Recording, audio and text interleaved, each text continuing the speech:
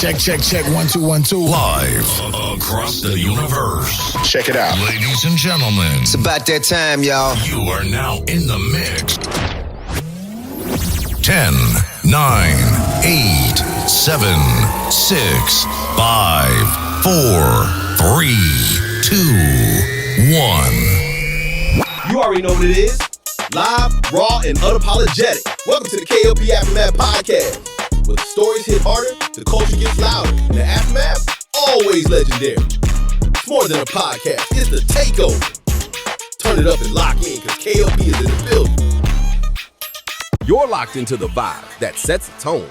It's K.L.P. Aftermath, first take, where we break it down, spark the conversation, and get you warmed up before the main event drops with Kennedy Lucas. Fresh, unfiltered, and laying the groundwork. Stay tuned because the man himself, Kennedy Lucas, takes over next. This is The Aftermath. You heard it first. Marcus, oh my gosh, have you, seen the latest with Young Thug and Gunna? It's really everywhere on my feed, and I just can't even get over it, honestly. Nora, absolutely. It's been dominating the headlines in the hip-hop world for sure. This new leaked audio of Young Thug just blasting Gunna? I mean, it's pretty explosive stuff, even for the YSL RICO case, which has already been so intense.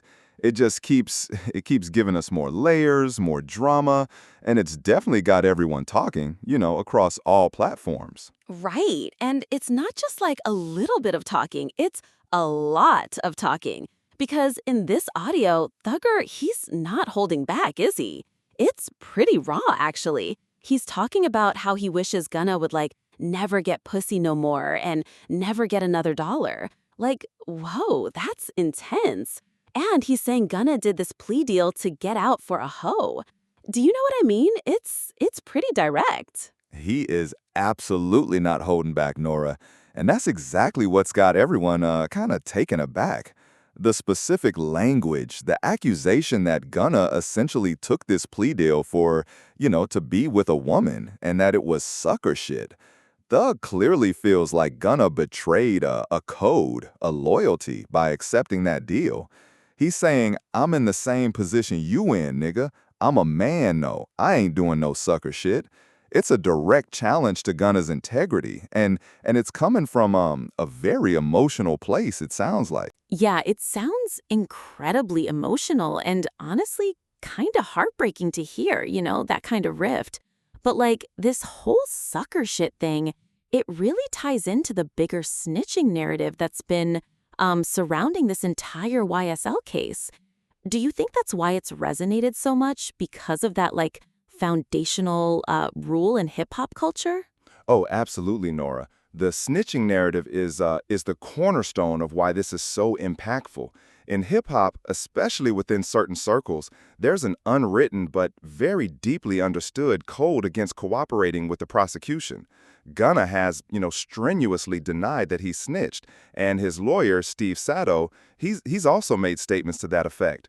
But despite those denials, the perception, especially when Young Thug himself is making these direct accusations, it carries an immense weight. It's really hard to shake that off once it's out there. I mean, for sure. It's such a core tenet, And it's not just Thug, right? I've seen others like Lil Baby and Fat Joe. They've also taken shots at Gunna. It's like this whole wave. And I remember Thug even had to deny snitching himself on Pee Wee Roscoe after his own interrogation audio leaked. It's a messy web, and it feels like everyone's under a microscope. It is an incredibly complex situation, and you're right, the microscope is on everyone. Thug's previous denial of snitching on Pee Wee Roscoe, where he said on X, they didn't play my interrogation video in court because I helped my brother, #ratware, that just further highlights how sensitive and significant this issue is within the culture. The accusation of being a rat can really end careers or severely damage credibility in the hip-hop world. So these words from Thug, they're not just emotional outbursts. They're incredibly serious allegations with real ramifications. Wow. I mean, it's a lot to unpack. And it feels like there's no easy answers there. But speaking of things that are all over social media, can we pivot a little bit to something that actually ended on a surprisingly positive note? I'm talking about Ice Spice and Lotto squashing their beef. I honestly did not see that coming at all. Really at all. Oh, absolutely, Nora. Let's talk about that. It's a breath of fresh air, honestly, after such heavy topics. The Ice Spice and Lotto collaboration on GAT is truly a fantastic development. For about a year, these two were throwing some serious lyrical jabs at each other, and it felt like it was escalating. So to see them not only resolve it, but do so in such a public, collaborative way, is really something special for female rap and hip-hop as a whole. Right. I mean, they were going at it. I remember Lotto's Sodomy, where she famously played on Ice Spice's real name, Isis, rapping, "Bye sis, funny thing about it, you can't look me in my eyes, sis." And then the line, "Ice is just water when it melts." And then Ice Spice shot back with, "Think you the shit, fart," saying she had her foot on they necks. It was a pretty intense back and forth. So, what do you think actually prompted this truce? Well, it's not entirely clear what the catalyst was for them patching things up, behind the scenes. But the history of their lyrical exchanges, as you pointed out, was quite pointed. Lotto's disses were pretty direct, and Ice Spice certainly responded in kind. It almost felt like a classic rap beef in the making.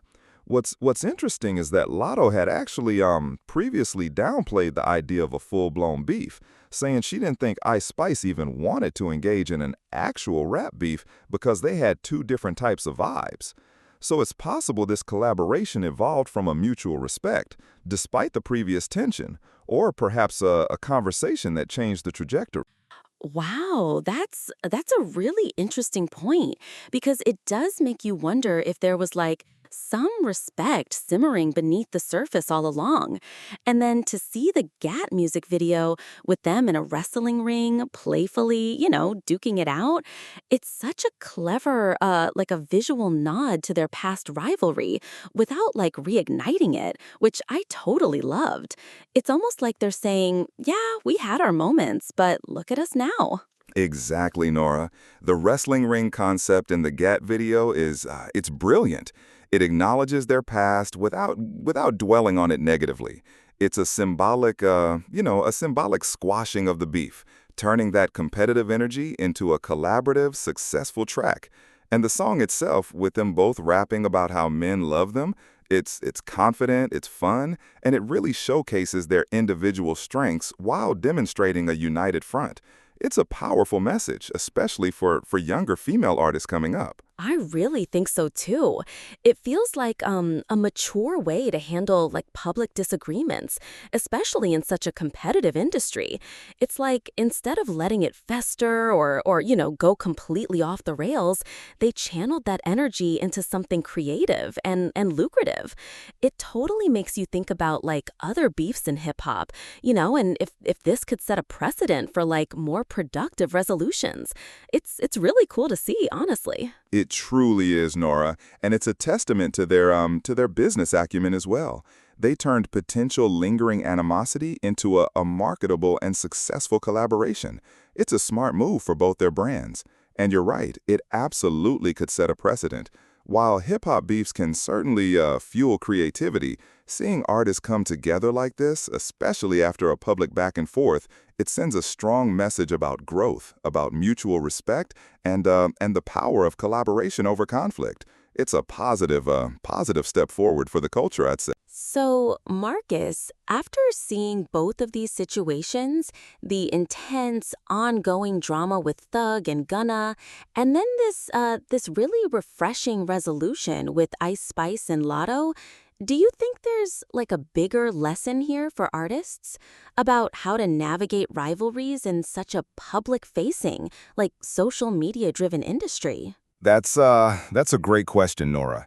I think what we see with Thug and Gunna is the profound and often irreparable damage that deep-seated accusations, especially around loyalty and, the street code, can have. it's not just about a disagreement. It's about fundamental principles. Whereas with Ice Spice and Lotto, what they've shown is that even after, some pretty pointed exchanges, there's a path to reconciliation. It takes a certain level of maturity and perhaps a realization that collaboration can be more beneficial than prolonged conflict. So, it's almost like one is a cautionary tale and the other is like a hopeful example, you know? Because the Thug and Gunna situation, it just feels so heavy with legal implications and really deep personal betrayal. But Ice Spice and Lotto, they managed to navigate it, and it's really cool. Do you think this will impact other artists or their management and how they approach beefs going forward? I really do, Nora. I think management teams are always looking at how these things play out. The Thug Gunna situation shows how quickly a narrative can spiral and how difficult it is to control once it's out there, especially with leaked audio. The long-term impact on careers and, personal relationships can be devastating. But Ice Spice and Lotto, they've demonstrated a blueprint for turning what could have been a prolonged, draining feud into a moment of strength and unity. It's a smart strategic move that also resonates positively with fans. I think many will take notes from their playbook, definitely. That makes so much sense, Marcus. It's the world of hip hop is always evolving, and it's always so dynamic. From the really intense, high-stakes drama of the YSL case with Thug and Gunna, which still feels like it's got so many unanswered questions and emotions, to the surprising and really kind of uplifting collaboration between Ice Spice and Lotto, it's just never a dull moment, is it? Ever. It truly isn't, Nora, and I think that's what makes following hip-hop so captivating. You have these moments of profound conflict, often tied to very serious real-world issues, alongside these instances of unexpected reconciliation and artistic synergy. It's a reflection of the human experience, amplified through music and, public personas. The industry is constantly shape-shifting, and these two stories really exemplify the spectrum of what we see happening in hip-hop today. Yeah, it really does. And I just think it's so interesting to see how artists choose to navigate these things, you know? Some go for the jugular and others find a way to make peace and even make money off of it. It's just different strategies, but it's all part of the rich tapestry of the culture, right? Absolutely. It's all part of the vibrant, sometimes volatile, but always engaging tapestry of hip-hop.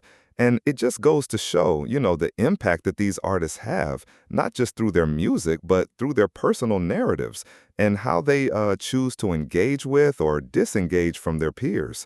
It's a constantly unfolding story, and I, for one, am always eager to see what happens next. It's never, ever boring, that's for sure. Go! What's going on in Hot Atlanta?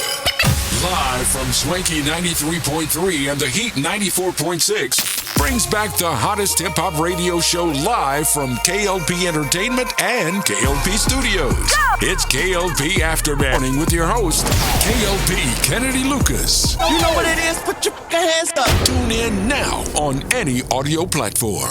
Go. All right. T, we live? We ready? All right. Ladies and gentlemen.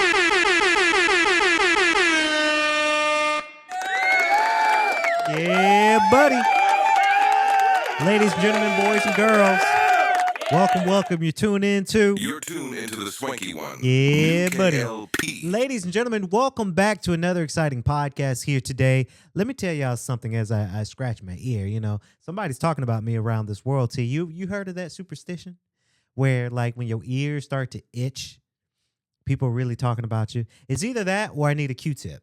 Right? It's one of those things. But boy, howdy, ladies and gentlemen, boys and girls. Welcome back to K.L.P. Aftermath Podcast. If you guys enjoyed the beginning of the show, the K.L.P. Aftermath First Take, let me tell you, that's something that's very, very spectacular. We love doing for sure. And we hope that y'all ready for another exciting podcast here today. I am ready for another exciting podcast here today. It's officially Tuesday, September 9th. Boy, howdy. Let me tell you, I said it in the Bro Code podcast. I'm going to say it again, guys. August got up out of here like it had somewhere to be. So I always say that. I don't know why I say that, but it's such a good saying. I think I get it from Joe Budden. Joe Budden says that a lot on his show. But ladies and gentlemen, boy, howdy. Welcome back to the podcast. We hope you guys are ready for this one. So on today's bracket, we've got a review. Right, we've got a review on the show. I think we got one review, and that's a TV review. We haven't played any new video games that I know of quite just yet, but I'm looking into Borderlands 4 to see how good of a game that's going to be. Stay tuned. If we do decide to make that purchase, we do decide to do that thing. Ladies and gentlemen, we're here in the studio. Brought to you by, presented by Our Heart Media, and powered by K.L.P Entertainment. If you guys know, you know. An hour and 44 minutes yesterday. Let me do it. I got to. Of the Bro Code Podcast ATL, let me tell y'all something. Things it's a little different over there now, right? We got more voices over there now. Coleman and Rico, finally, they're on our poster along with UT and Jackson and myself. This podcasting thing is something we doing, right? It's something that we're doing. We're going to continue doing this thing. I hope that everybody has had a fantastic time listening to our episode yesterday. If you know, you know. Bro Code Podcast ATL, over an hour and 44 minutes long. It's a beefy pod, but let me tell you, we dabble into our sports. Football season is back. I can't wait to see what happens next within this football season. Now, I like coming in here to do this show, right? K.L.P Aftermath, because I can pretty much wear whatever I want to wear. I'm wearing a sleeveless shirt. Not normally I wear a sleeveless shirt, but, when I got here today, we're creating that new review button. I'm going to play it for y'all when we get ready for that review. Hopefully y'all like the new review button. But, I said, I'm going to get comfortable today. It's Tuesday. It's September 9th, right? It's feeling a little bit more breezy outside than normal, right? I left the house this morning and trees was just blowing, right? We have it at my house where I have trees around my backyard, but I also have a badminton net. Again, this is not a brag of hee-haw, look what I got in my house. But it's one of those things that I have, and I have some back furniture, some back patio furniture, and a hammock. Hammock's just blowing all around, trees blowing all around. It's looking a little bit more orange nowadays. I get very, very, very, very excited for that because it's one of those things that, hey, fall is here. Fall is kicking.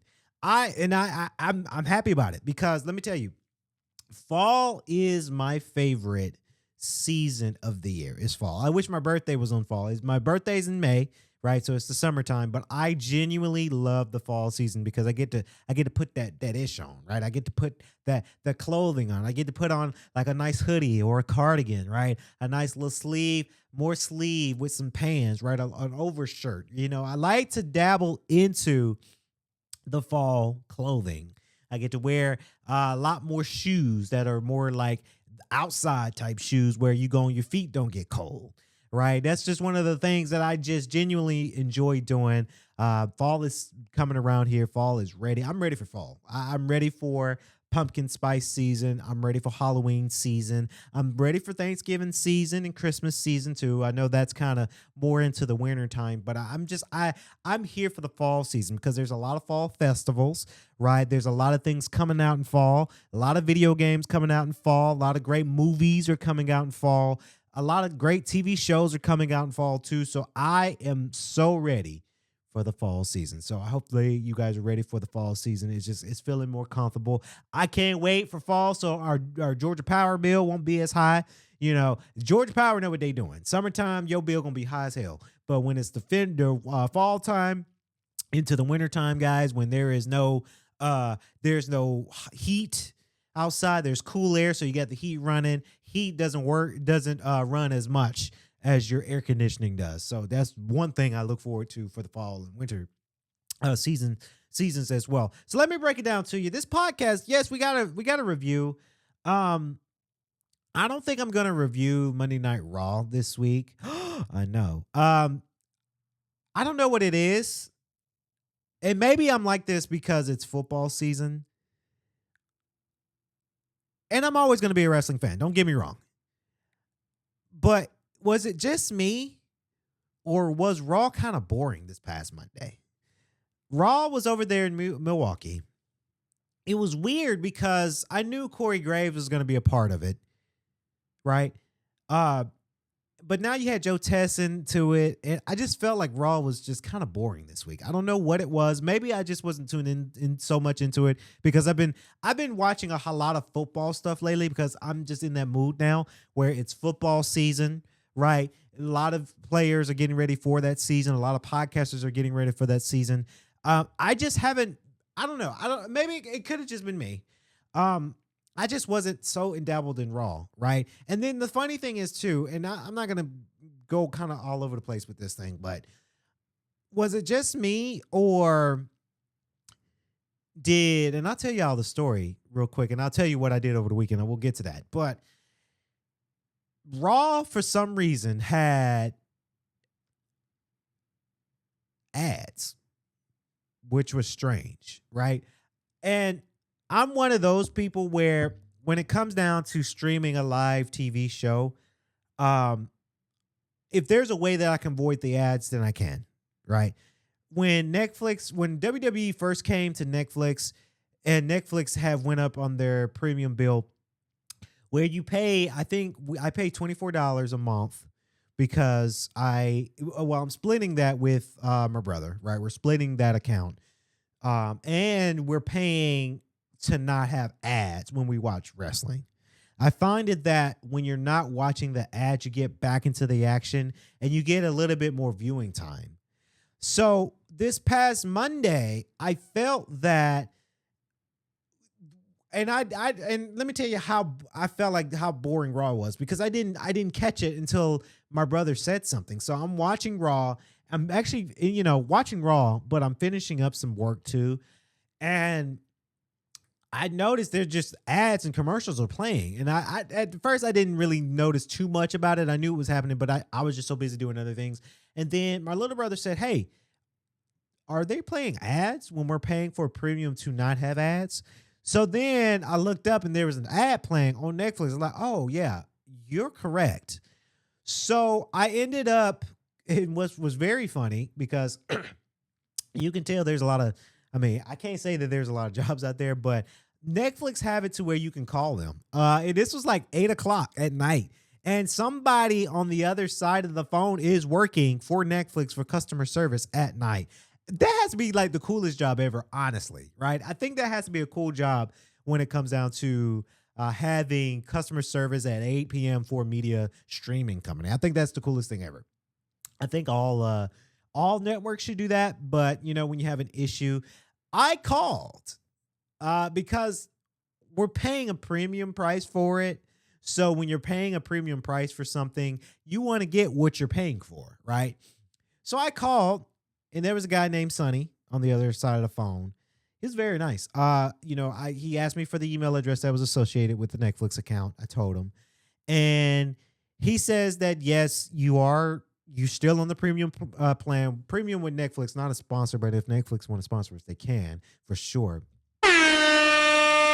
But with the premium plan, T and audience, you get more screenage, so you can have I think about 3 other streaming of Netflix going on at the same time, which makes sense because me and my brother were splitting the Netflix bill in half, right? So you get that. You get the full 4K resolution on all shows that are supporting in 4K. Again, it's not a hee-hee-ha-ha, look what I got, but in my house, I do have 4K TVs, so it just kind of benefits me better for viewing purposes. So we pay that. And then we pay for the ad-free on live TV.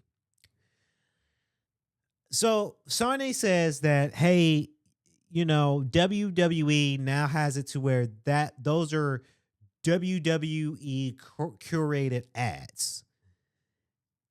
So in my mind, it's as if WWE now needs the ads for ad breaks and commercial breaks for themselves, for the talent, and from the scale and scope of the actual match where the wrestlers are calling their spot and timekeeping. So, which kind of sucks because, we're paying something like that for us to get right into the action.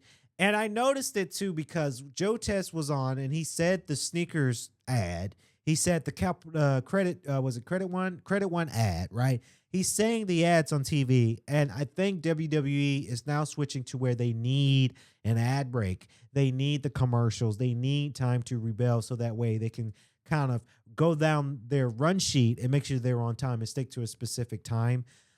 Sucks. It really does suck, but I get it. WWE is going to do whatever WWE wants to do. But that sucks though.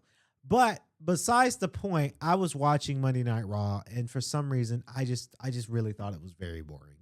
I think the only pop thing for me was AJ Lee returning on Raw, and they had the segment there, which I knew that was coming, that we were going to see AJ Lee, CM Punk versus Seth Rollins, and Becky Lynch. I knew that was going to happen, right? That was a no-brainer for WrestlePalooza, ESPN's latest, or WWE and ESPN's first pay-per-view together. I knew that was going to happen. Like I say, hopefully it won't get boring next week. I just find it very boring, so I didn't want to waste time on this podcast to talk so much about Raw if I just didn't enjoy it. For some reason, I got to say, I didn't enjoy this one. I really didn't.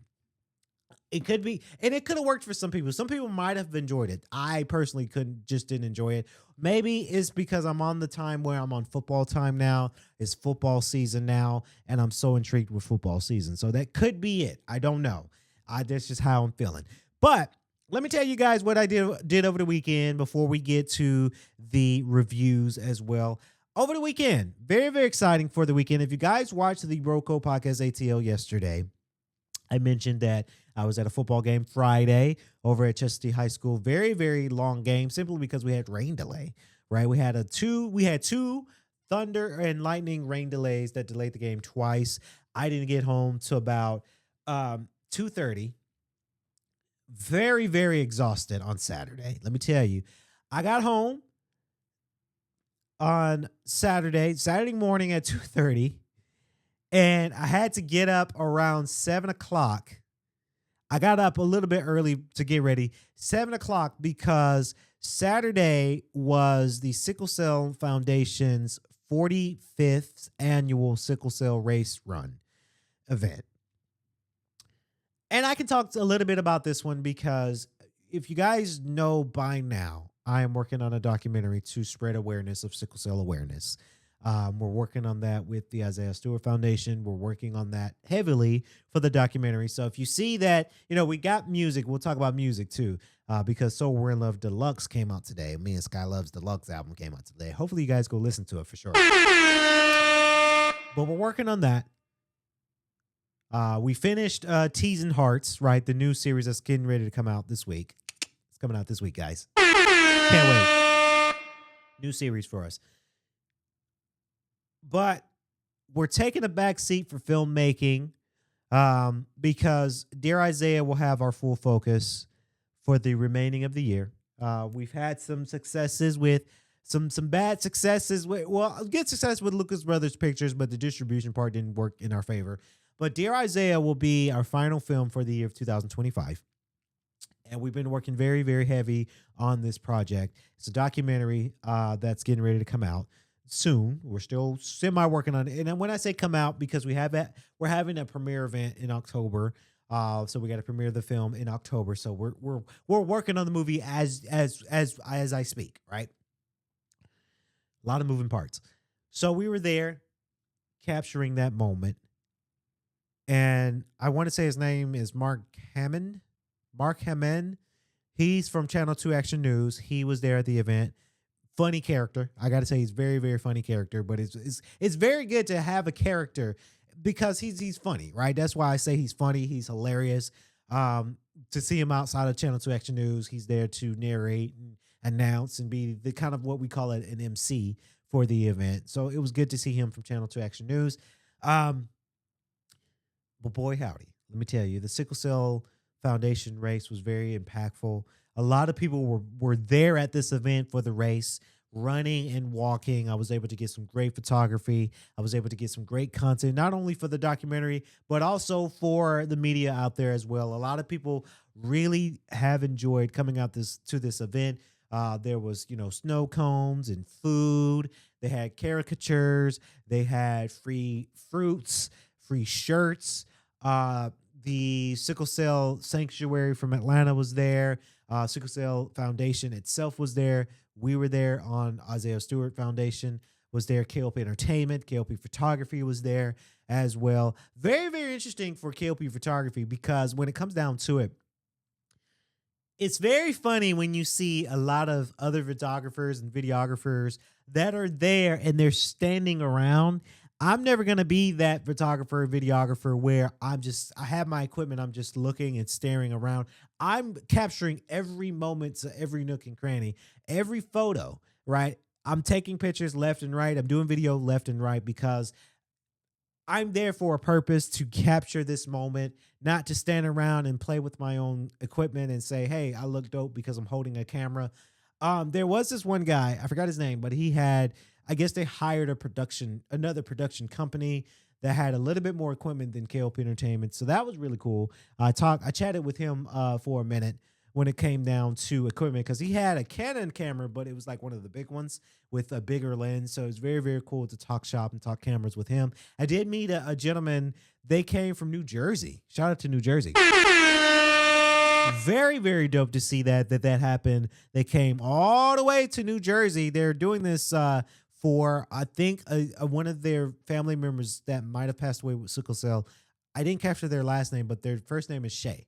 Right. So they did I guess their organization is called Team Shay, and they're able to give scholarships and give funding on behalf of the foundation that they have. So that was pretty cool to say the least. It was early morning, but it was a great day because we was able to capture the moment. Dog tired, right? Because again, the day before I was at a football game. I jetted home, charged my car up, took a shower, had 3 hours of sleep, got back up, took a shower, jetted back out to Atlanta for this event. Very, very dope. I did get home. I ordered, so first of all, when I got home, I took a shower. I threw everything. So I went by the studio, dropped off the equipment. Then I went home, dropped my bag off, took a shower, and I plopped right in my bedroom. I went straight to sleep. I needed a power nap, and I was able to get the rest I needed. And what's funny, I was laying down and I was watching, surprisingly, all the Shrek movies was on Netflix. So I ended up watching Shrek 2, majority of it, and then I faded. And then next thing you know, Shrek 4 was about to end. And I'm like, okay. And then I looked at my watch. I watched majority of Shrek 2, Shrek the Third watched me sleep, and then Shrek 4, I was waking up and it was about to roll credits on Shrek 4. Because with Netflix, when you're watching a series movie like that, like Shrek 1 all the way to 4, they're going to play the whole thing. I was out. I was so out. I woke up terribly hungry, so I ended up ordering some food. Very, very good day. And then Sunday as well, I ended up going to church. Let me tell you guys, I am now a heavy, avid churchgoer. I got to give a shout out real quick. Not a sponsor for them. I mean, if they want to sponsor us on our show, they can. But let me tell you something real quick about Change Church. I got to get the applause for them.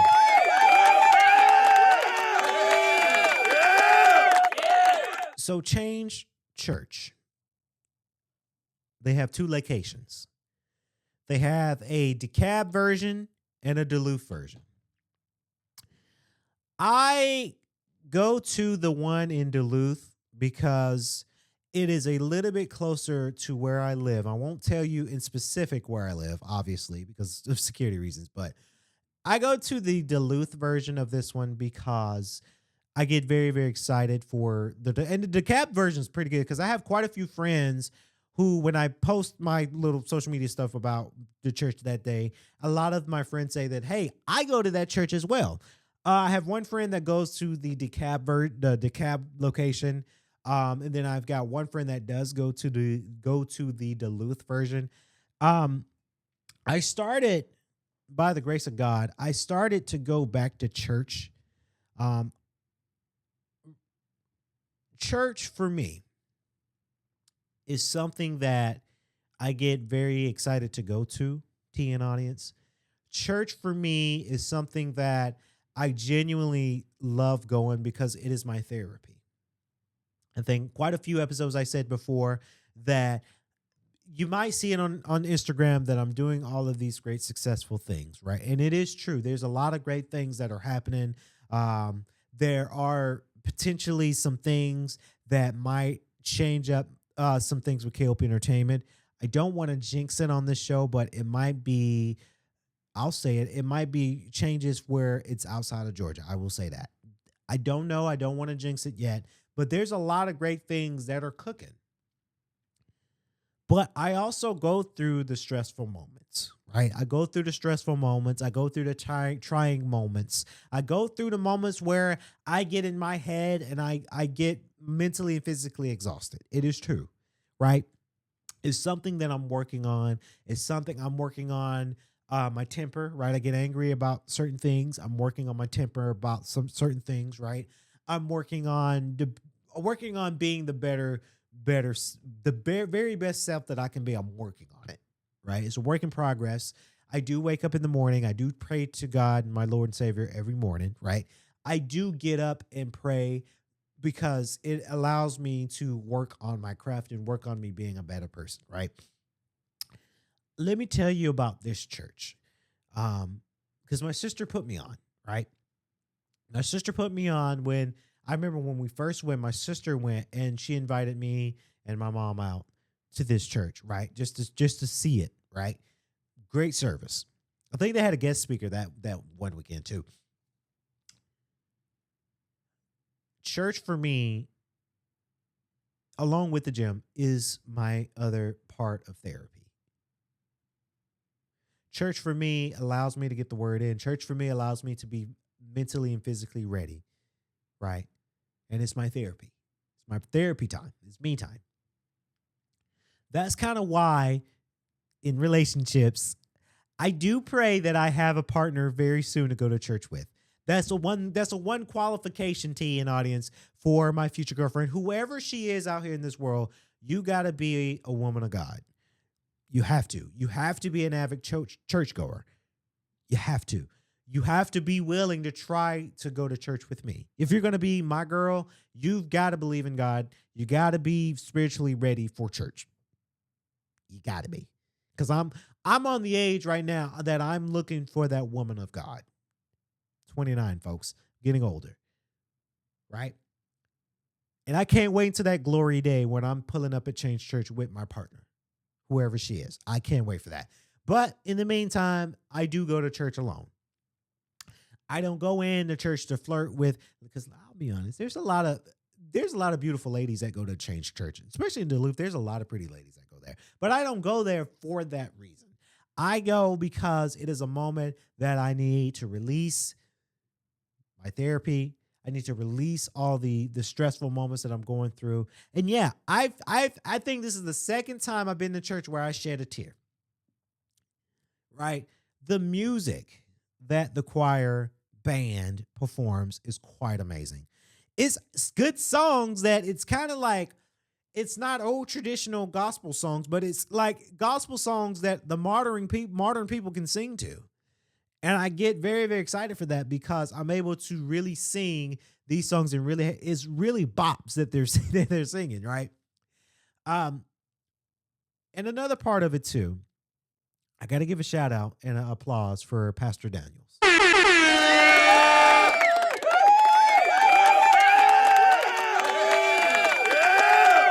Pastor Daniels is quite amazing at what he does as a pastor.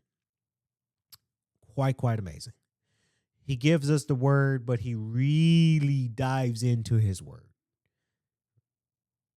That's, for me, is what I think a good pastor is. Where you're able to decipher the word of God and to really give us the word and make me think. You got my attention and now I'm thinking. Change Church, let me tell you, is something that is changing my life. I'm learning to be disciplined too, because on Sundays I wake up because the service that I go to, the Duluth version, the Duluth location, they start at 9, and the DeKalb version start at 11. I go to Duluth for the 9 a.m. service because I'm able to get up, get ready, go to church, and then right after church I go to the gym. Right? I try to, because let me tell y'all something. Y'all see it. Y'all see the gains. I go to church. And then I go to the gym. Right? That's just, Sundays are my therapy days. And I enjoy doing it. Every Sunday I enjoy doing it. And I just got to give a shout out to Change Church, because it's a great service. And you're not there all day, right? When I was a kid going to church, we would start at like 9 and we didn't get home till about 6 in the afternoon. It's like a full-time job back when I was a kid. But now, Change Church being more of a modern type church, let me tell you, the production side of that church is amazing too, right? They have the cameras. Like, I want to say that they have about 5 camera ops with 5 of the big production broadcast 4K cameras. And then they have a camera on a rig crane thing where you move it around for an area shot, right? They have the lights, the microphones. They have the production control center in the center of the room. The production side of it is so amazing. That's why I'm very, very excited to semi-announce. I guess I can talk about it. I signed up to be a part of the team for Change Church, the Duluth version, because it's just close to my house. I signed up to be a volunteer for Change Church on Sundays. I did sign up for their media production because, that's what I'm good at. I mean, I really am signing up for that, for joining the team for just my service to God. It's not to say, hey, look what I can do. Let me show you my talents. Do I get paid for this? That's not why I signed up. I signed up because I believe in service. That's one of the things that's been in scripture, and in saying that when you're able to give not only, your tithes and offerings, but if you're able to do more, if you're able to do a service, right? Whether if they have somebody, then if you have space for media production, or you just want me to be a host, it just allows me to perform my service to God and the service to the community. And that's something that is very, very important to me. And I look forward to it. I got greeted with one of the hostess last Sunday. And, for me, I pull up in a suit.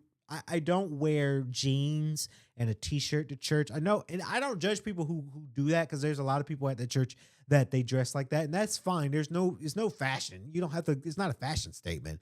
I just prefer to wear a nice button up in a suit because it's just my personality. I'm a little bit old tradition when it goes down to church. I'm going to wear a suit and some slacks. But I got greeted by one of the hostess, and she said, I guess she liked my smile, I guess. And she said, you should join our team. And I really thought about it. I was like, yeah, you know what? I will do that, because it's my service to God, it's service to my community. Why not? Right? So I should hear back, again, whether it's a spot for media and production for Change, or if they just need me to greet people. I'm all for it. It's my service. I don't really care what I do as long as I am servicing God in a great light. But I did sign up for the media production because I'm good at podcasting. I'm good at production. I've been doing it, obviously, you guys know, for 15 years. So I'm good at this thing, but I would rather them fill in the spots where they need.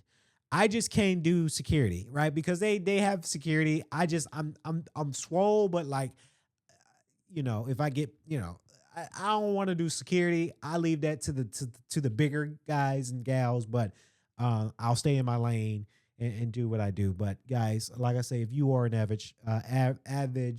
avid churchgoer, try going to church. It is a therapy, because this is a crazy world that we live in. It's a crazy, crazy, crazy world that we live in. Okay, so let's move on to our topics and conversations here today, and I can't wait to talk about this one, because it is a review, and I did build the review button, ladies and gentlemen. Bring it down. Hey. Get up and dance. Hold up, let's spin it back. You're locked into K.L.P. Rewind, the segment where we break it down, review it, and run it back. Ladies and gentlemen, hopefully y'all like that review button. That's the official new review button. Okay, so let's review about it. So Netflix, we talked about Netflix with WWE, And I wanted to talk about this show that is available on Netflix that I'm currently still watching. Like, it's still ongoing. But this show, I remember the movie, right? And let me tell you something. There's really nothing wrong about social media dating. I feel social media dating is interesting because it's okay. So when I do social media dating, whether it's Tinder or Hinge, because I'm still looking into dating. I know I joke on here about not wanting to be like married and have kids, right? You guys heard that lingo from me a whole heck of a lot. I still believe in that. I'm not looking for marriage, and I'm definitely not looking for kids, right? I made my mind. I won't go there because I talk about that so much. But what I am interested in, obviously, is the dating part of this, right? Getting to know people, dating them, taking them out on dates, and really getting to know somebody, right? That's the part I'm interested in. I'm also interested in, like, hey, if you are my girlfriend and you're a girlfriend that you don't want to really get married because marriage is such a hard commitment to do, and if that girl, whoever she is out there, is sold on not having kids as well, I want the relationship part of it, but I don't want the marriage and kids part of it, right? I always say that I want to date somebody, but I also want my own space too, right? A lot of girlfriends and boyfriends, they're getting apartments together, they're moving in together. There's no shame in that game. I just prefer my space too. I need my peace and my sedarity and my peace as well. I don't want to be clingy. I don't want to know what my girlfriend's doing every 24 hours, every second of every minute, right? I want to feel where I can go to the bathroom and Bay not hitting me up, asking me what I'm doing, right? There's some limits to that. So I tried this online dating thing again. I'm trying it. Hinge, Tinder, right? I'm really trying it because I would love that relationship, but I'm looking for more friendships, right? I think friendships go a long way, right? I have a big circle. I call them my mafia squad. I can't wait to see them I'm going to see them very, very soon because we're going to get together, and then I'm helping a friend move, and then we're going to have a big Halloween party. Oh, the Halloween party is back. I can't wait. Can't wait for that. So I have a circle of friends, right? They're all busy though. It's hard to get friends together nowadays because we're all just so damn busy. And I'm looking for more friends outside the circle, right? The Halloween party that I'm going to, I won't name it because I don't want to over-invite people. But the Halloween party I'm going to is subject to have 200 people. I can't wait for that, right? I'm looking for more friends in that circle. That's why I'm trying Hinge. I'm trying Tinder just to get to know somebody, you know? It's been kind of dry still. I'm on this case where, like, hey, it's my fault because I'm trying it again. Tinder is dry, right? I'll match with some people. I will say, hey, but no response. Unless they're offering a 2-for-1 special. You guys know what I mean. You can, if you book a room, you get me for $200 per night. I'm not into that. I don't pay to play in that game. I'm not interested in that. But I watched this show. This movie is called The Tinder Swindler. It's about this young lady that falls in love, meet the perfect match on Tinder, but he takes advantage of her financially and takes all the money. And because the ladies, they've been swooned into these scumbags who swindled them out of money because they're looking for true love. They're very vulnerable. They're very wanting to find love, and they're not able to find love because, you know, they get swindled, right? So that's the Tinder Swindler that came out in 2022. Good movie. Watched it. It was pretty good. Now, she comes back. Of course, the main star of the Tinder Swindler, Cecilia, it's going to be hard to pronounce that last name, Vajiho. She is partnered up with private investigator Brianna Joseph, and they are tackling a new show called The Love Con Revenge. Good show. Very, very good show. Now, this is a sporadic show where there's different stories on each episode. There's not a specific theme. Well, there is a theme, but there's not a current story that's carrying on. Each story has it to where they are about 2 episodes. They're expanding the same storyline. They're trying to find ladies that have been swindled out of thousands upon thousands of money. Let me tell you something to you ladies out there, and men, because men could get swindled too. I'm always going to be on the argument that if you're dating somebody who leads the conversation with money, if they need money or they need a loan or something's not paid and they're stressing about that money, that's not a good person for you. Because let me tell you why.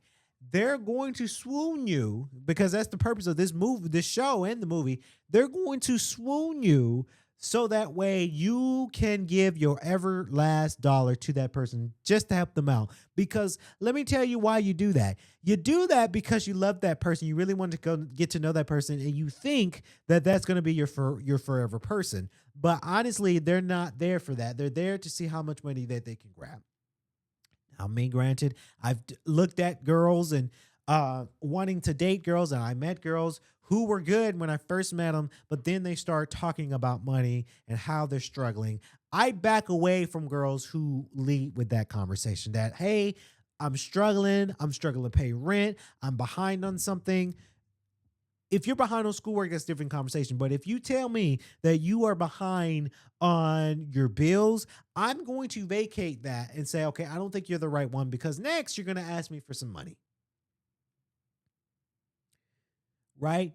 I will be down on my feet before I ask a girl for some money that I'm trying to be interested in or who I'm trying to date. No matter if I actually might be struggling, I will not ask the girl that I'm dating for that cash flow, because I don't want that impression that I'm only interested to date her because of her money. There's too much pride. I have too much male pride when it comes down to that. That's why this show is really good, because it kind of teaches you how to watch out for these people. And it sucks because there are some crooked people, and there are some crooked people that I know that dated one of my girlfriends because of money, because there's a financial gain and financial earnings from that. Right? I knew a friend who dated somebody because conveniently they were able to roommate together. Conveniently, they're sharing an apartment together. Right? And you're only dating that person because of that money that they got. I think it's a very, very sad dynamic if you're doing that. I think you're a sleazebag if you are doing that. You're only benefiting that because of who you're dating. Right? And I saw this thing, and it kind of adds on. I saw this thing on TikTok where there's this lady, this girl that was saying that dudes really don't have vehicles, right? And I get it. Vehicles are hard to come by. You know, owning a vehicle is hard, right? I understand that. I won't judge my men for not having a car if they're saving up for a car. I won't judge you for that. I'm the last person to judge. But it is true, because I saw it today. A homie, he was driving. It looked like he was driving his girl's car, because, you know, some ladies like the little furry things on their steering wheels. I can't stand it. That's a pet peeve of mine. I never really drive a car with a lady with the furry things on it, but they had like the super furry steering wheel cover. And my dude was just driving. It was pink too. I was like, oh, that must be your girl's car. There's no way. I mean, if you like that kind of thing, I won't judge you. But he looked like a, monogamy type male. So that's your girl's car. I can tell. And I don't judge my fellas for that, because it is what it is. You know, sometimes we fall on hard times. I get it. Trust me, I have fallen on hard times too. But I wouldn't be down on my luck trying to ask my girl for some money.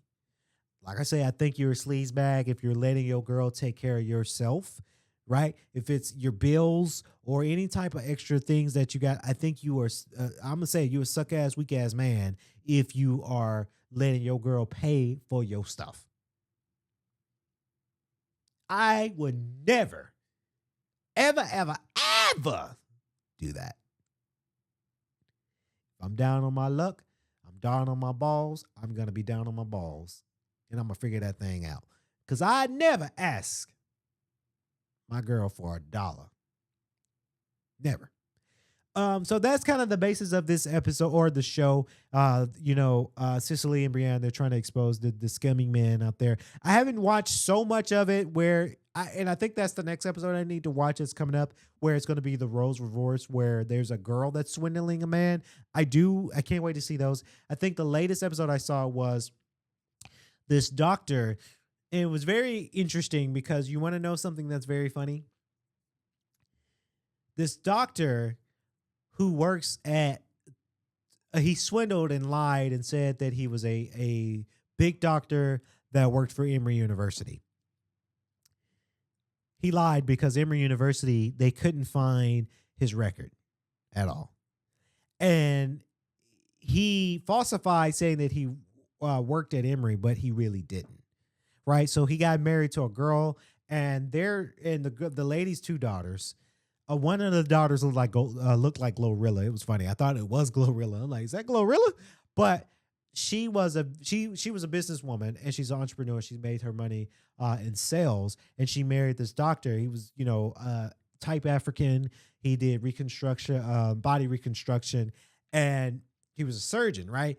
And they opened up a practice in Miami because he worked at Emory in Atlanta, and he moved down to Miami for I think his name was Dr. Wilkinson, and he lied about working for Emory. They opened a practice. She put the business in her name, right? Opening up, and gave him the money to open up this business, this private practice. The private practice was unethical, and they done some shady shit, right? So it's causing the private practice to get closed down, and he leaves, right? Just ups and dips. Right. And they find him working as a math professor at Georgia State. Again, I find it very funny because I have worked for Emory and Georgia State. So I thought it was very, very funny on my end. So exposing him for the scumbag that he is, like I say, you got to be careful about these scumbags, guys. You got to be careful because it will happen to people. And we fall into it because, we love that person. And that person is very good at manipulating somebody. Right? When you're very good at manipulating somebody to fall in love with you, it's easy. Now, for me, I'm not easy manipulated. Have I made some bad choices? Yes. But when it comes down to a love relationship, I am guarded. If a girl said, yeah, I just got to get my finances right. Oh, I'm out. Because I know what you're about to line up next. I know what you're about to ask next. So that is the realm of Love Con Revenge, available on Netflix. Is a very, very good one. I like it. It's actually not bad. It's watchable. You just gotta dabble on into, if you like that sort of thing, you gotta dab into it if you really like what you like. Like I say, it's a very, very good show when it comes down to it, and I hope that everybody enjoy watching that. Now, coming up next, the top story here today. I'm very, very excited for this top story.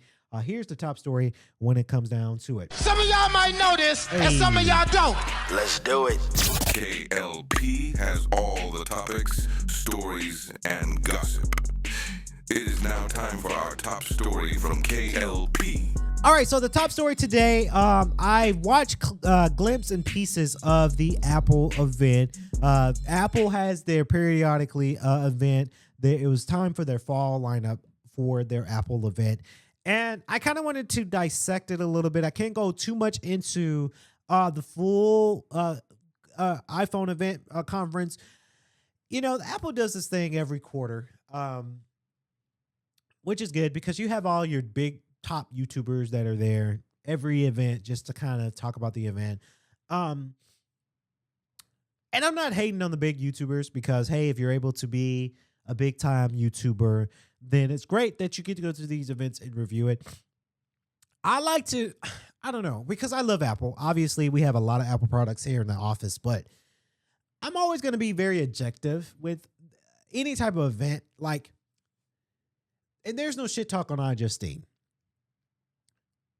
But I feel like iJustine's going to say nothing but positive things with all Apple products because that's the market. You're iJustine. Your focus is Apple and iPhones and iPods and Macs and stuff. So I watch her because I like her. I love her as a YouTuber. She's a content creator. I love the podcast with her and her sister. So there's no shame in that game. But I also look at YouTubers who are very objective, right? If I wanted a different opinion about a tech product that I'm not sure that I'm going to make a purchase, let's say if there's a new iPhone that I'm really looking forward to it and I really want to make the investment, I'm not necessarily going to go to like iJustine because I know she's going to say nothing but positive things like this thing is amazing. And there's no shame. I love iJustine. That's just objectively, I'm looking at it. But I'm going to go to somebody like your John Morrison or your Marquez Brownlee, right? You're more objective YouTube tech reviewers who's going to give me their honest opinion about something. And that's what I'm here to talk about here today. Again, there's no shame on Apple. I love Apple. I wish we had a sponsor to Apple to go to these events. I really do. But I'm going to talk to you guys about everything that got announced with Apple's event. And there's a story behind this. So here's everything that Apple got announced today. Apple has revealed the iPhone Air, the world's first Apple thinnest iPhone. Looks good. I just prefer, and I want to show you my phone. I just prefer the 3-camera look at my iPhone because I feel like as a content creator for my speed, I prefer the iPhones with the 3 cameras. I don't prefer the iPhones with the 2. I don't prefer the iPhones with just the 1. I like my iPhone to have 3 cameras because I like that 3-camera design look, and you're able to do so much more for what I do. As a content creator, as a podcaster, and as a fitness guy, I need the 3 cameras, personally. Very good for this iPhone. I can't wait to see YouTubers come out with their bin test because back in the day, I've received the iPhone 16. Not 16, I'm sorry. iPhone, what's that number? iPhone, was it 6? I'm thinking 6. I got my numbers up. iPhone 6, like the thin one. And they did a bin test, and you could bin the living hell out of that phone back in the day. So I can't wait for YouTubers to do their bin test on this iPhone, the iPhone Air. Good concept. I understand the concept of it. Lighter, thinner, more easable in your pocket. But that bin test is what's going to be interesting. A lot of great colors, a lot of great things when it comes down to that. iPhone 17, 2-camera design. I kind of feel like, and there's a segment, there's a behind of what I'm talking about here. They have the action button. They have the side buttons. They have the 2-camera design for this iPhone 17. I have the iPhone 16. I'm not going to upgrade to the 17. It doesn't make sense to me. I think it's going to be the exact same thing, but just 2 cameras now. Apple, they know what they're doing. Because I love Apple, but I know what they're doing. I think they're slowing down some phones so that way you have to buy the newest phone. I know that they're doing that. I know that they're doing that. There's a lawsuit that's going on around about that too. I know that they're doing that. They're saying they're not doing that, but yes, you are. It's okay. It's okay. You're doing it. You're doing it. You know what you're doing. I just feel like it's going to be the same thing. No need for me to upgrade from my 16 to 17. It's the same exact thing, right? I prefer the 16 because, again, it has the 3-camera design. This new iPhone 17 went back to 2 cameras, right? It's very interesting. Apple does this thing where now it has 3 cameras in this number. Oh, the next version got 2 cameras. Oh, we're bringing the 3-camera design back. Oh, we're going back to 2. Oh, back to 1. Oh, back to 3. You know, it's the same thing. Apple it's like a recycling thing Apple is doing. And people pay for it. People will pay for it, you know. And then they, of course, iPhone 17 Pro. Okay. From 2 back to 3. I do like this orange look that they have for the iPhone 17 Pro that they announced. A little orange pumpkin spice color. That's really, really nice. It's a nice touch. It looks like they've got it to where they shaved out the back to make it easier for MagSafe. So you can, or if you MagSafe or you're putting it on a docket for charging, that probably could be what it is. I'm going to delve more into that very soon in a second. I'm just announcing what they announced. Apple Watch 11 is now available. I did get the Apple Watch Ultra 2 in Vegas. I don't think I'm going to upgrade to the next newest Apple Watch because I like the Ultra because of me being a fitness guy, being a sporty fitness guy. The Ultra is where it's at now when it comes down to me as an Apple Watch user. I love the concept of Apple Watches. I love Apple Watches. I have one, but I just don't have the need to upgrade when it kind of does the same thing. And the Ultras have a bigger bezel. Apple also announced Apple Watch SE 3. I did get the SE. The Apple Watch SE, I think I gave that to my little brother, which I doubt that they're wearing it. They never use the things I give them as a hand-me-down. Kidding on you, Ryan, but you don't. Apple Watch SE 3. I have the Ultra, so it doesn't make sense for me to get the SE 3 if I have the Ultra 2s, right? But boy howdy, they announced Apple Watch Ultra 3. I think I'm good with the Ultra 2. It does the same thing.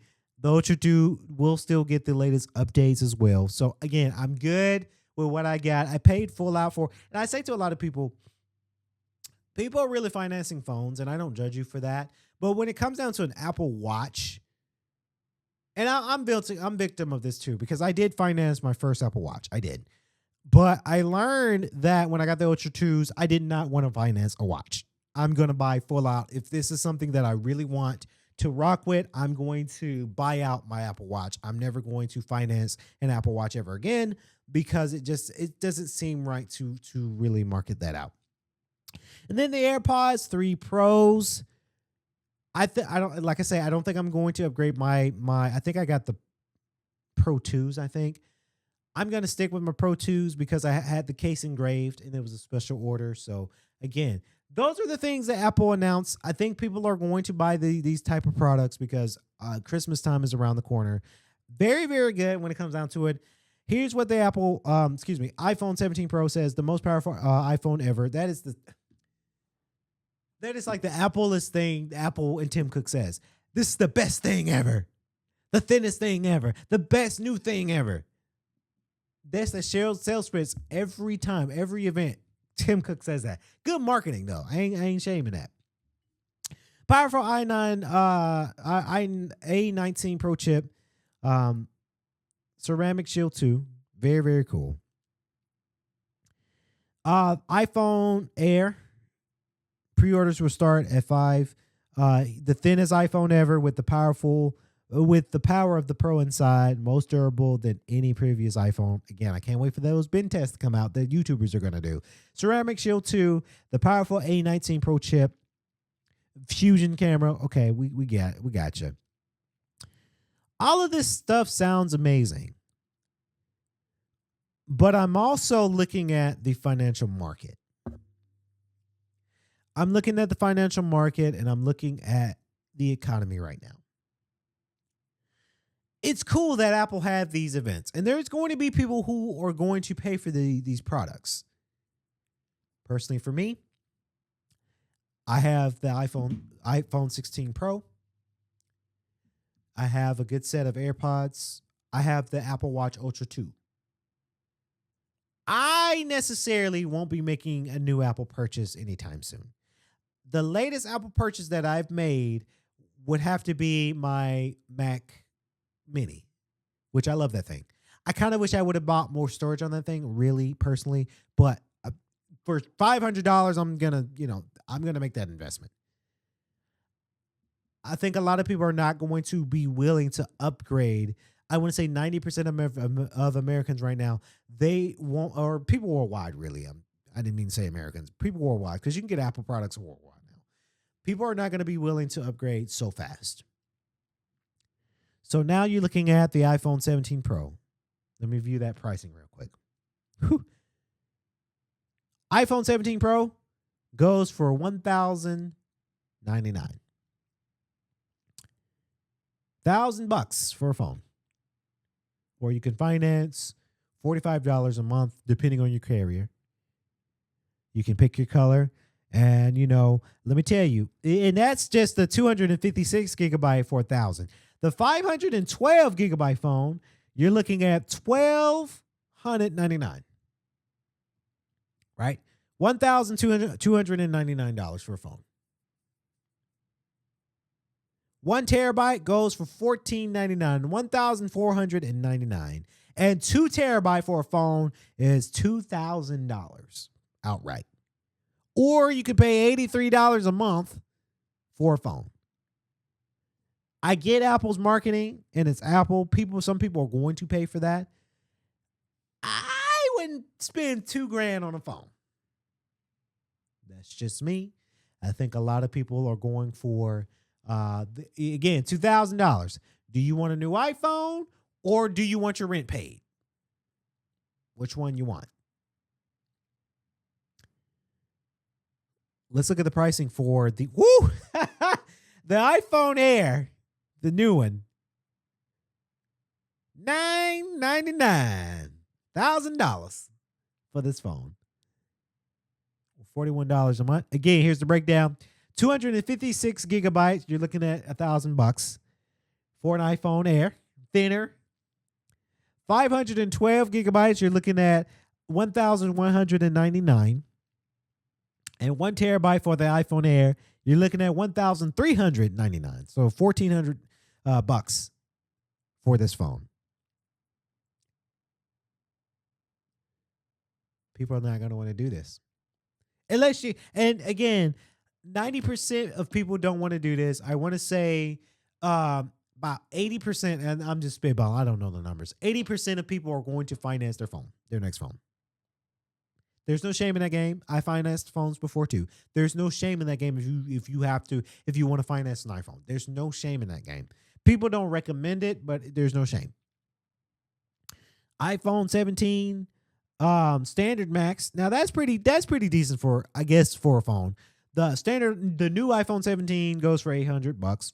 Okay, that's kind of standard. 256 gigabytes for $800, 512 gigabytes that you're looking at $1,000 for that standard iPhone pricing. And then you've got the AirPods Pros. Let's see how much they go for.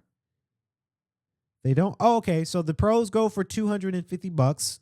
I feel like you can get a lesser generation version for cheaper, and they sound the exact same, in my opinion. iPhone SE 3. Okay, so the iPhone SE 3 goes for $250.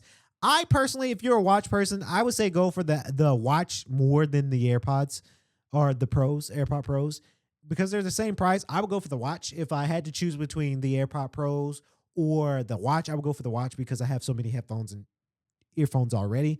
Personally, if that was me. And it's pretty standard. The Apple Watch Ultra 3s goes for $800. That's pretty standard. I bought my Ultra 2 for $800 in Vegas. So again, it's not feasible for me to purchase another $800 for something that looks the exact same as the Ultra 2s, maybe just a little bit more, right?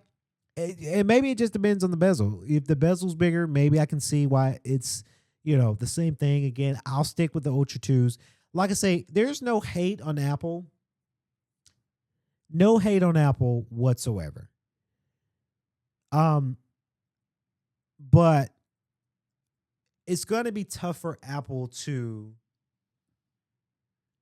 It's going to be tough for them to make sales. And I get it. Things are expensive because of tariffs and all that. We won't go politics with that. But things are up. Right? Things are high. Rent is high for most people. Car insurance, car notes, car bills, personal bills, things are up for a lot of people. So I can't wait until I see, Bloomberg report, financial reports of Apple's earnings from the holiday season, because it's going to be quite expensive for a lot of people to afford some of these things. And people are really they're just rocking with what they got right now, because either your things are paid off or you're just about done paying things off and you don't want to shell out another few $100 to $1,000 for almost kind of the same thing that you already have, but a less generation version of it. That's why I'm looking at things very, very closely when it comes down to Apple products. Like, I won't upgrade my Apple Watch Ultra 2s, T. I won't upgrade my phone. I'm good with my phone. My iPad, that's a 10th generation. This thing's still kicking, right? It works just as well. So I wouldn't upgrade a new iPad, even though an iPad wasn't announced in this one. I was hoping that they would announce like a less cheaper version of their Vision Pro. I wasn't about to pay $3,000 for a Vision Pro. I settled for the Meta Quest 3S for $600 because it works just as fine, and you get to play actual lifting video games from your Meta Quest 3S. Personally, so shout out to Apple though. Shout out to Apple. I love them. I just don't see them making. And if they do, they could. But I just don't see a lot of consumers consuming the new Apple products right now because things are just expensive. Now, the main topic of conversation here today, and I'm going to talk about this real quickly here. I like to think of stories to talk about on this specific podcast. So we're going to talk about it. Let's talk about it. Is culture vultures calling out the industry and influencers stealing from cultures without credit? And I'm going to talk about it too because I've been seeing a lot of it. And I don't know if it's culture vultures, but I do see a lot of people getting influence from each other. Case in point, there's a stereotype that certain demographics don't have certain type of body forms. What I mean about that, there's a joke that's out there. I don't say the joke, but there's a joke that I hear at the gym. For an example, I hear this. Dang, for a white girl, you got a black girl booty. That's a stereotype. I don't say that. It's just a saying that's out there.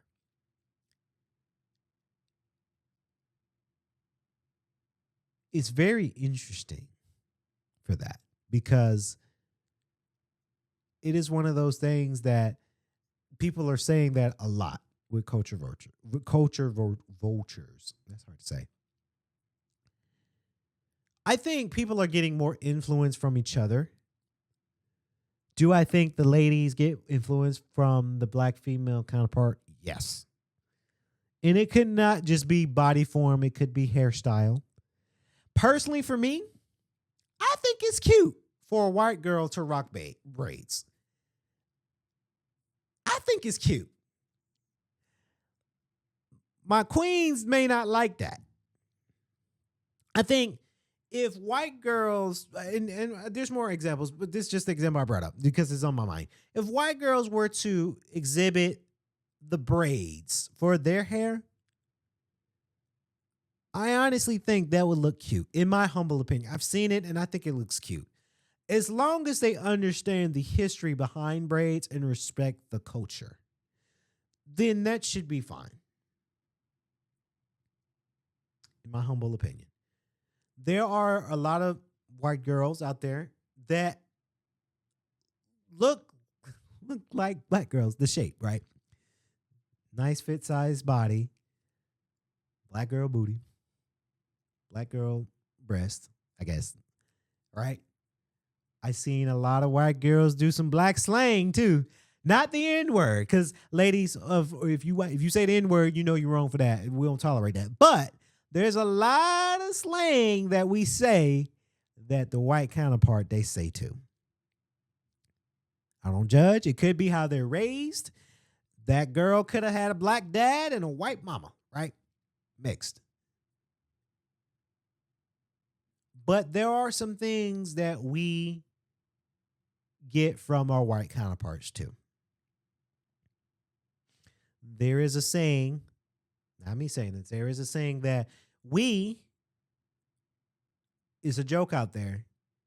We inhabit the white voice.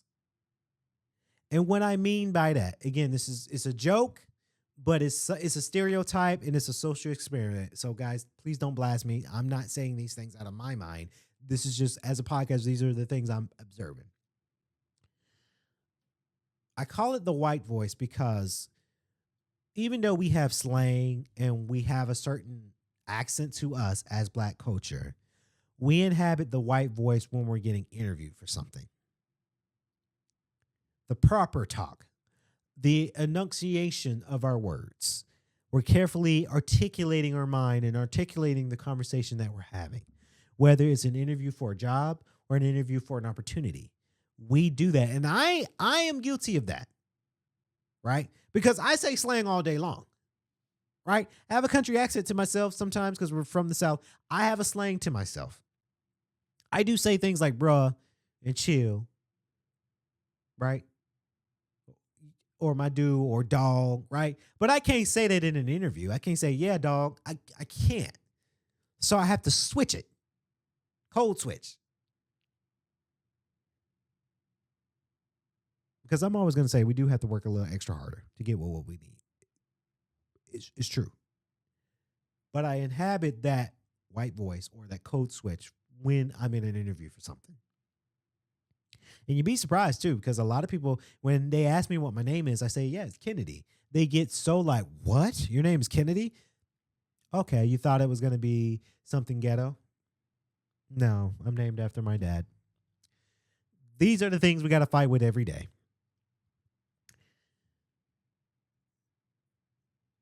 I also do think brands do try to relate to the culture, but they got to be careful because you got to make sure if you're going to inhabit from another culture, I think you got to understand the culture first before trying to practice the culture, because you might say some things wrong, right? I remember a couple of years back, I got invited to a Indian/Pakistan wedding. Right. One of the ladies, she was from Pakistan, and the guy that she was marrying, they're from India. Right. So I had to learn about the culture, was the proper way of doing things at this wedding before going to the wedding. So that way I understand the culture. So that way I know I'm not saying anything offensive when it comes down to practicing within that culture. Right. I've learned at the wedding that I think it's for both Pakistan and India, I think. But you have to have a gift because it's a sign of disrespect if you didn't bring a wedding gift at the wedding, right?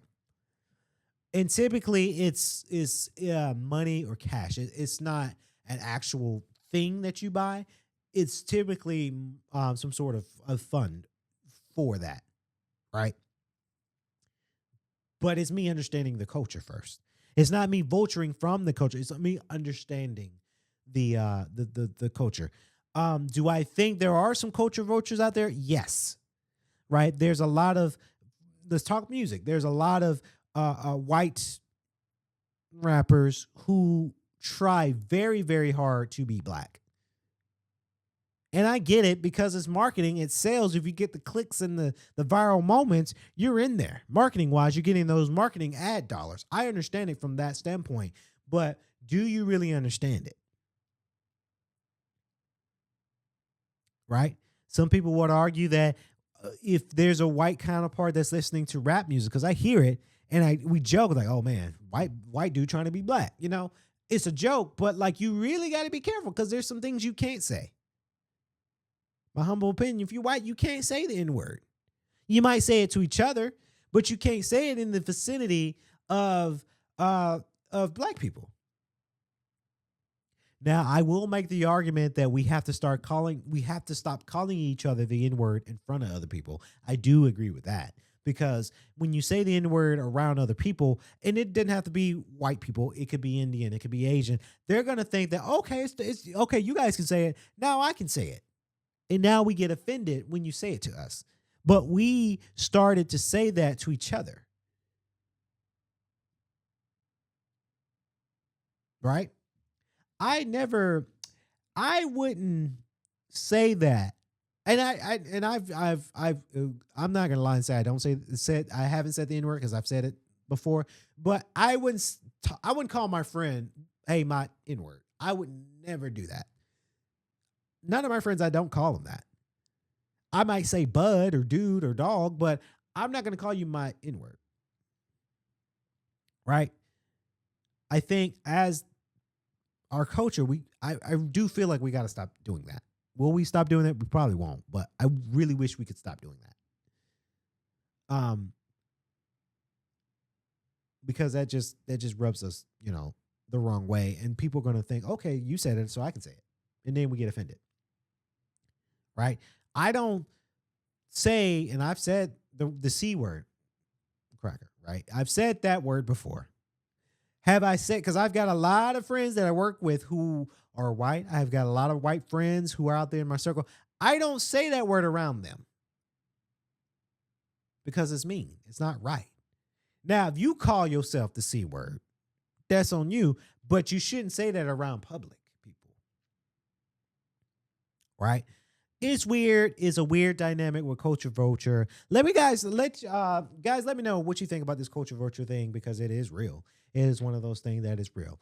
Ladies and gentlemen, we gave you guys over an hour podcast. We hope that you guys love the K.L.P. Aftermath podcast. Please remember to like, comment, and subscribe to the channel if you are watching it on YouTube, Facebook Watch, and Spotify video. And if you're listening to us on any audio platform you get your podcast from, thank y'all so very much. We appreciate it. We love you guys. And we will catch y'all in the next version of the K.L.P. Aftermath podcast. I've been your host, K.L.P. Kennedy Lucas, saying so long, stay safe, stay swanky.